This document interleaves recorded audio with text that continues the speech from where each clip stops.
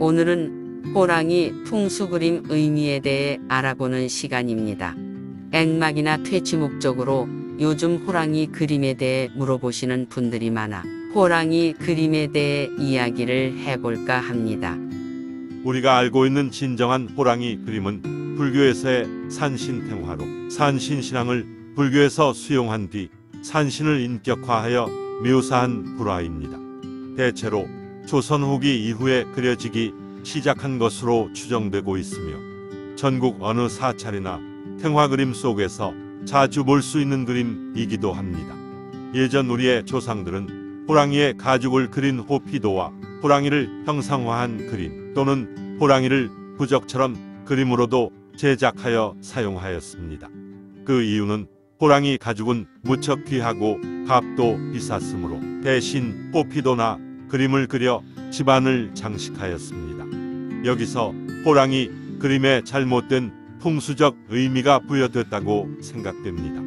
그건 호랑이가 가진 용맹성과 신령스러운 신비함이 악귀를 물리쳐 줄 거라는 심리적 방어라 볼 수 있을 것입니다. 호랑이는 다른 부분으로는 벽사의 의미로 사용하는 그림으로 간주하는 경우도 있습니다. 벽사란 사악한 기운을 물리치는 기운을 말합니다. 호랑이 그림이 일부 벽사로 사용된 이유는 기를 중시하는 동양에서 호랑이의 기세를 빌리기 위해 사용했습니다. 그 중에서도 관부에서는 관부의 권위를 나타내기 위해서 사용했으며 무술 도장 등에서는 힘을 나타내기 위해 사용하기도 했지요. 우리나라에서는 특히 집안의 애군이나 돌림경 혹은 호환 혹은 저주나 삿된 방문의 효력을 중화시키고 무력화시키는 일종의 부적으로 호랑이 그림을 걸어 두었던 것입니다. 이 부분은 잘못 전파된 무속 신앙이라 여겨집니다. 호랑이 그림 중에 신년초 호작도도 사실은 이런 벽사용 부적 그림의 일종이로 그려진 것입니다. 풍수학에서 그림으로 호랑이를 분석할 때는 금수형 동물 중 가장 대표적인 동물로 간주합니다. 금수형 동물 그림이란 호랑이, 사자, 범, 돼지, 사슴, 소같이 발톱 또는 굽이 있는 동물을 그린 그림을 말합니다. 금수형의 그림을 집이나 사무 공간에 배치하는 것은 풍수적으로 매우 불길하게 여기며 이런 금수형 동물 그림을 걸어두고 사업의 부진을 겪는 경우는 거의 예외가 없다고 합니다. 금수형의 그림을 걸어두면 뇌파가 배타파, 심지어 그 이상의 뇌파가 올라가게 되고 시각적으로도 감정의 기복이 매우 커져 사업의 부진은 물론 가족 구성원 간의 다툼이 잦게 되고 가족 구성원 중 일부는 병마에 시달리기도 한다고 합니다. 그 밖에도 사무실이나 거주 공간에는 노루, 사슴, 호랑이, 사자, 용, 개 등의 금수형 사진을 걸어두면 인패나 재패를 자초하게 되니 각별히 주의해야 하는 그림입니다. 풍수와 명리학 등 동양 철학에도 이런 이치가 적용되곤 합니다. 애군을 막기 위해서는 풍수적으로 어떤 불리한 점이 있는지를 알아야 하고 그것에 맞춰 대비책을 세워야 한다고 말하고 있습니다. 그래야 사는 사람의 마음이 편해지고 생활 주변의 기는 비록 눈에 보이진 않으나 운명에 영향을 미치니 사람의 기와 조화를 꾀해 보다 큰 풍수적 효험을 얻도록 해야 하는 것입니다. 환경이 좋아도 사람과 주변의 기가 서로 충돌하면 효과는 떨어지기 마련입니다. 예를 들어 한 집에 호랑이 그림이 걸려있다고 가정할 때 그 집의 주인은 애군을 막거나 사업의 번창함을 바라며 호랑이 그림을 집안에 걸어놓는 경우가 대부분일 것입니다.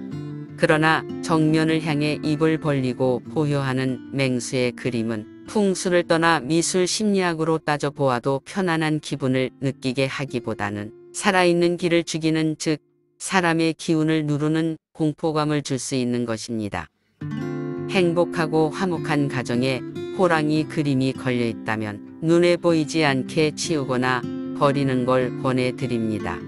우리가 호랑이 그림에 대해 단순한 정보만 알고 액막용으로 간주하기에 득을 보려다 독이 들 수도 있다는 것입니다. 우리나라 민화에 자주 등장하는 호랑이는 전통신앙인 무속에선 산신으로 대우합니다. 호랑이는 민간 신앙의 대상이기 때문이고 호랑이 그림을 집에 걸어두면 산신령을 모시고 사는 것으로 해석되기도 합니다. 이는 일반인이 어쩜 가장 조심해야 하는 부분일지도 모릅니다. 혹시나 호랑이 그림이 집에 있거나 호랑이 그림을 구입하려 한다면 절대 구매하거나 있는 것도 바로 처리해라고 권해드립니다.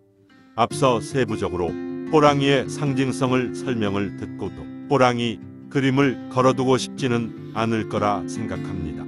그림 외에도 호랑이 조각, 호랑이 소품도 좋지 않습니다. 이런 소품도 똑같은 맥락으로 이해하시면 될 듯합니다.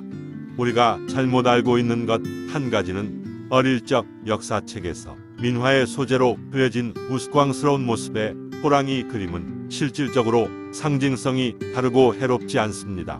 가장 대표적인 그림, 까치와 호랑이 그림에서 호랑이는 본래 호랑이가 아니고 표범을 그린 것입니다. 표범의 표자가 중국식 발음에서 고할보와 같기 때문에 알린다란 뜻을 그림 속에 담은 것입니다. 호랑이와 본질적 의미 자체가 다르답니다. 오늘은 호랑이 그림의 본질적 의미에 대해 상세히 알아보았습니다.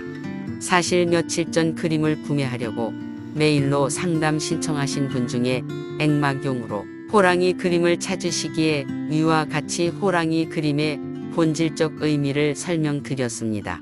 풍수 그림은 의미를 바르게 알고 사용하시는 게 좋습니다. 풍수 아트 뮤지엄은 앞으로도 풍수에 대한 다양한 정보를 알려드리도록 노력하겠습니다. 소중한 시간 내어 끝까지 시청해주셔서 감사합니다. 오늘도 좋은 하루 되시고 입가에 미소가 가득한 하루 되시면 좋겠습니다.